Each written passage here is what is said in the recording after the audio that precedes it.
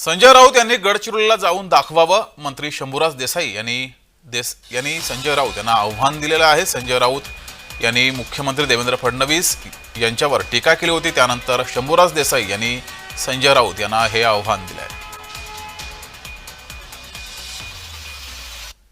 संजय राऊतांनीच 2019 नंतर 2 वर्ष आम्हाला महाविकास आघाडी करायला लावली.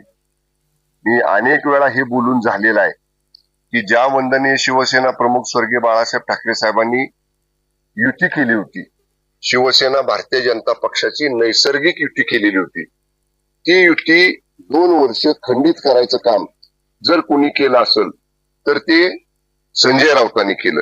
उलट 2022ला शिवसेना पक्षाचे मुख्य नेते आदरणीय एकनाथजी शिंदे साहेबांच्या नेतृत्वाखाली आम्ही ती युती शिवसेना भारतीय जनता पक्षाची पुनर्जीवित करायचं काम केलं.